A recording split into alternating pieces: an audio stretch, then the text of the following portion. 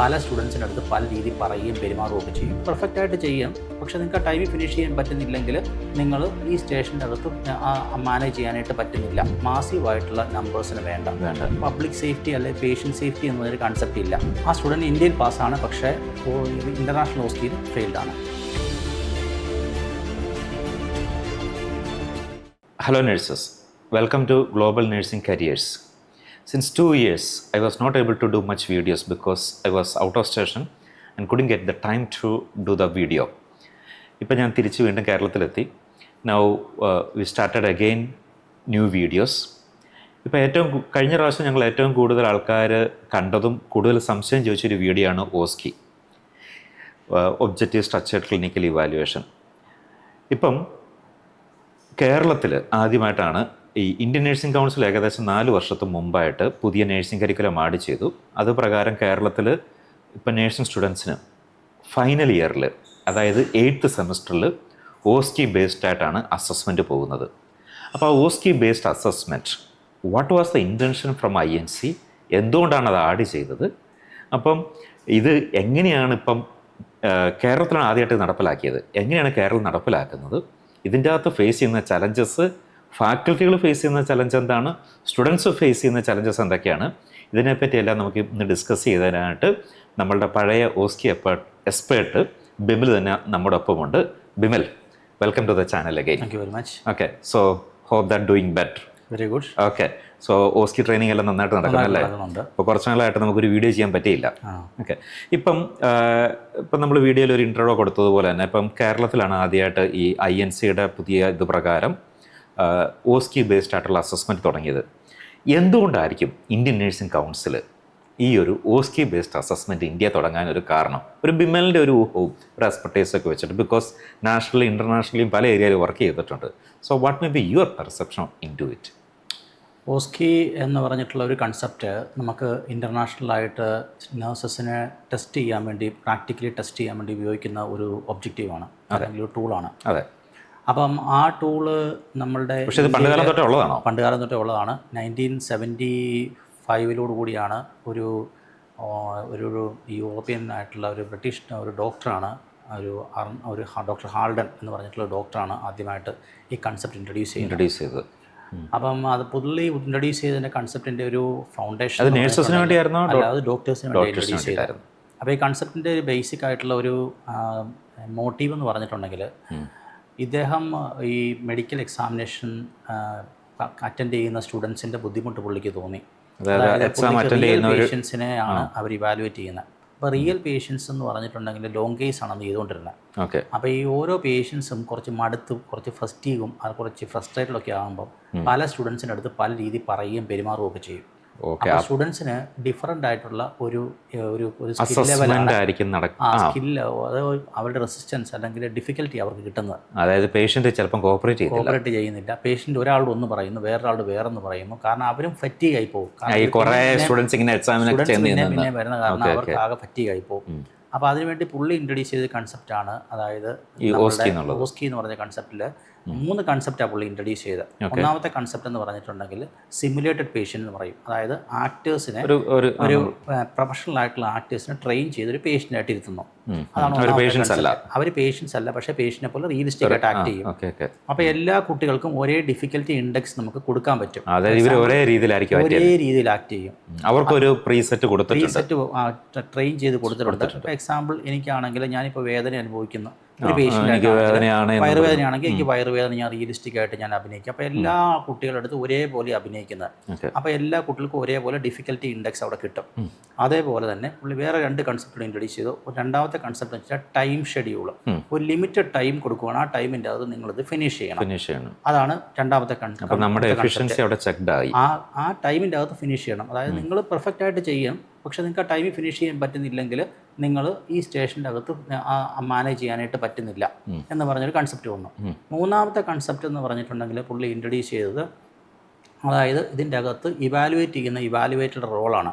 Evaluator സാധാരണ നമ്മളുടെ നാട്ടിലെ പ്രാക്ടിക്കൽ എക്സാമിനേഷനും അതുപോലെ പണ്ട് കാലത്തെ പ്രാക്ടിക്കൽ എക്സാമിനേഷനും ഇവാലുവേറ്റർ ഒത്തിരി സ്റ്റുഡൻസിന് വേണ്ടി ഡിക്റ്റേറ്റ് ചെയ്യും. അപ്പോൾ ഇവിടെ നമ്മൾ ഇവാലുവേറ്റർ ഒരു സൈലന്റ് റോൾ എടുക്കുന്നത്, അല്ലെങ്കിൽ ഒബ്സർവർ, അവർ പ്രതികരിക്കത്തില്ല. അതാണ് അതായത് യാതൊരു റെസ്പോൺസിബിൾ കൊടുക്കുന്നില്ല. അപ്പോൾ അങ്ങനെ 3 കൺസെപ്റ്റാണ് ഇദ്ദേഹം ഇൻട്രൊഡ്യൂസ് ചെയ്ത ഈ ഓസ്കി എന്ന് പറഞ്ഞ കൺസെപ്റ്റ്. അത് പിന്നെ ഇവോൾവ് ചെയ്ത് ഒത്തിരി മാറ്റങ്ങളുണ്ടായി. അതിൻ്റെ അകത്തു നിന്നാണ് പിന്നെ എനിക്ക് തോന്നുന്നു 2010 മുതൽ UK ആണ് ഇത് ആദ്യമായിട്ട് നഴ്സസ് ഇൻട്രൊഡ്യൂസ് ചെയ്യുന്നത്. അപ്പോൾ അതുപോലെ തന്നെ അത് കഴിഞ്ഞ ശേഷം ഇൻട്രൊഡ്യൂസ് ചെയ്യാനുള്ള ഒരു റീസൺ എന്ന് പറഞ്ഞിട്ടുണ്ടെങ്കിൽ, അതായത് ഏകദേശം 2000 തുടക്കം മുതലാണ് നമുക്ക് ബ്രിട്ടീഷ് സിസ്റ്റത്തിലാണ് ഈ സൗത്ത് ഏഷ്യൻ നഴ്സസിനെ ആദ്യമായിട്ട് അവർ അതിൻ്റെ അകത്തേക്ക് ഇൻഡക്ട് ചെയ്യാനായിട്ട് തീരുമാനിച്ചത്. അതായത് പുറകെയാണ് അയർലൻഡും ഓസ്ട്രേലിയയും അതുപോലെ തന്നെ ന്യൂസിലൻഡും ഒക്കെ ഓപ്പൺ അപ്പ് ചെയ്ത് കൊടുത്തത്. അപ്പോൾ അങ്ങനെ ഓപ്പൺ അപ്പ് ചെയ്തപ്പോൾ ഇവിടുന്ന് ഒരു മാസീവ് ഇൻഫ്ലക്സ് ഉണ്ടായി. അപ്പോൾ ഇൻഫ്ലക്സ് ഉണ്ടായി കഴിഞ്ഞപ്പം ആ നഴ്സസ് അവിടെ എത്തി, അവരുടെ പെർഫോമൻസ് അവർ ഇവാലുവേറ്റ് ചെയ്തു, അവരെ നോക്കി അവരെ ട്രെയിൻ ചെയ്തെടുത്തു. അപ്പോൾ അത് കഴിഞ്ഞപ്പോൾ അവരിപ്പോൾ ഒന്ന് സാച്ചുറേറ്റഡ് ആയി കഴിഞ്ഞപ്പോൾ ഇനി അവർക്കൊരു ക്രീം പോപ്പുലേഷനെ അവർക്ക് മതി, മാസീവായിട്ടുള്ള നമ്പേഴ്സിന് വേണ്ട. അതാണ് ബെസ്റ്റ് ഓഫ് ദ ബെസ്റ്റ്, അങ്ങനെയാ മതി. അപ്പോൾ അതാണ് ഒന്നാമത്തെ റീസൺ. മോളിൽ ക്രീം വരുന്ന പോലെ ക്രീം പോപ്പുലേഷന് മതി, അതാണ് ഒന്നാമത്തെ ഒരു കൺസെപ്റ്റ്.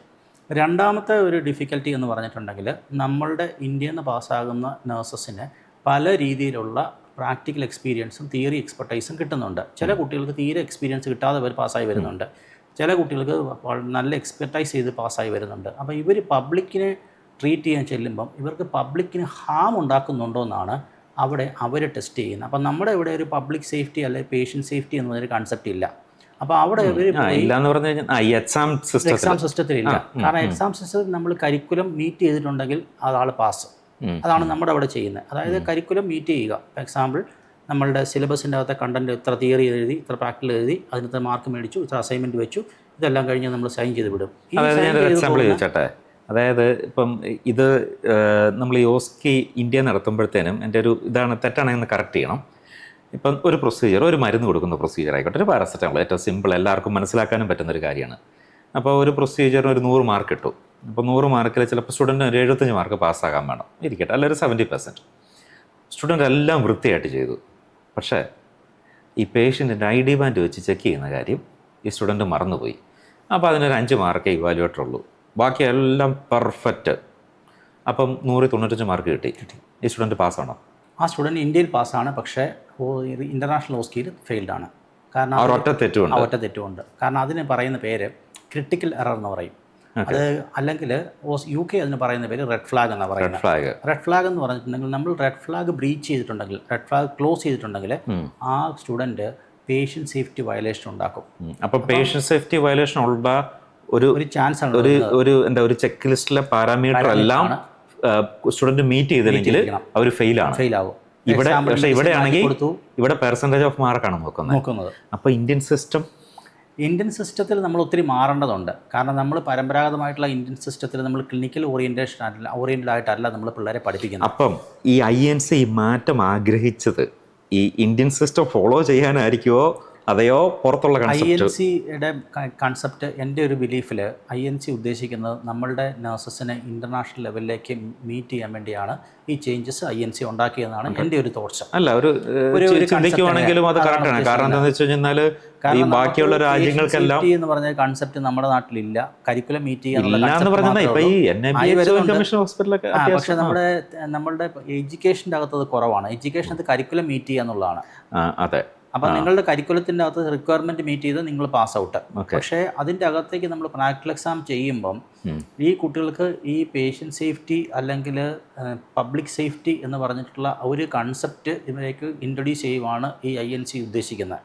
അപ്പോൾ INC ഇങ്ങനെ ചെയ്യുമ്പം എന്ത് ചെയ്യുമെന്ന് വെച്ചിട്ടുണ്ടെങ്കിൽ, ഈ കുട്ടികൾ പുറത്തേക്ക് വന്നിട്ട് ഒരു പബ്ലിക്കിനൊരു ഹാം ഉണ്ടാക്കത്തില്ല, അല്ലെങ്കിൽ ഒരു പേഷ്യൻ്റിനൊരു ഡാമേജ് ഉണ്ടാക്കത്തില്ല. അവർ ID ചെക്ക് ചെയ്തിട്ടേ അപ്രോച്ച് ചെയ്യത്തുള്ളൂ. കാരണം സ്കൂളിൽ വെച്ച് തന്നെ അല്ലെങ്കിൽ ഇവരുടെ ട്രെയിനിങ് പീരീഡ് വെച്ച് തന്നെ അവർ ലേൺ ചെയ്തിട്ടുണ്ട് ഇത് അവർക്ക് ചെക്ക് ചെയ്യണം. അതുപോലെ തന്നെ മെഡിസിൻ മാറ്റി കൊടുത്തു, അതുപോലെ തന്നെ മെഡിസിൻ്റെ ഡോസ് മാറ്റി കൊടുത്തു, കാൽക്കുലേഷൻ തെറ്റിപ്പോയി, ഡ്രിപ്പ് കാൽക്കുലേഷൻ തെറ്റിപ്പോയി. ഇതെല്ലാം ഫെയിലിയറിലേക്ക് ലീഡ് ചെയ്യുന്ന ഒരു ഇവൻ്റാണ്. ക്രിട്ടിക്കൽ എറേഴ്സാണ്, അല്ലെങ്കിൽ റെഡ് ഫ്ലാഗ്സ് ആണ്. നമുക്കങ്ങനെ റെഡ് ഫ്ലാഗ്സോ ക്രിട്ടിക്കൽ എറേഴ്സോ ഒന്നും തന്നെ ഇല്ല.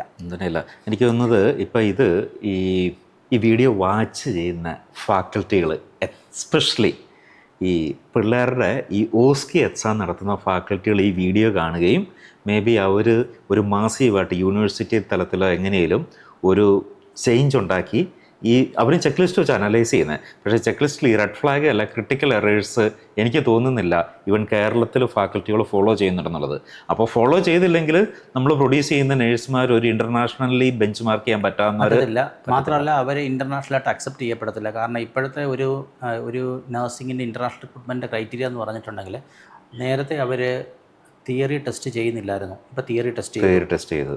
നേരത്തെ അവർ ഇംഗ്ലീഷ് മാത്രമേ ടെസ്റ്റ് ചെയ്യുന്നുണ്ടായിരുന്നു. അത് ഇപ്പോൾ ഇംഗ്ലീഷ് സ്ട്രിക്റ്റ് ആക്കി. നേരത്തെ അവർ പ്രാക്ടീസ് ടെസ്റ്റ് ചെയ്യുന്നില്ലായിരുന്നു. ഇപ്പോൾ പ്രാക്ടീസ് ടെസ്റ്റ് ചെയ്തു. മാത്രമല്ല ഓസ്കി വൺ ഓഫ് ദി സ്ട്രെസ്ഫുൾ ആയിട്ടുള്ള ഒരു എക്സാമിനേഷനാണ്. വളരെ വലിയ ഫെയിലിയർ റേറ്റ് ആണ് ഓസ്കിക്കകത്ത് വരുന്നത്. അപ്പോൾ ഇവിടെ തന്നെ നമ്മൾ ആ ഒരു ചേഞ്ച് കൊണ്ടുവരുവാണെങ്കിൽ, അതായത് കരിക്കുലത്തിൽ ഒരു ചേഞ്ച് കൊണ്ടുവരുവാണെങ്കിൽ അതൊരു വലിയ മാറ്റമായിരിക്കും. So viewers, especially those who are conducting the OSCE exam, അപ്പം ഈ ഒരു ടിപ്പ്, ഒരു ചെറിയ ടിപ്പ് മാത്രമേ ഉള്ളൂ. Add critical values or red flag in to the OSCE exam check list. You can make big changes, or you can produce very good nurses, which is required for the foreign countries internationally. Okay, thank you very much for watching, and thank you Bemil for your input into it. Thank you.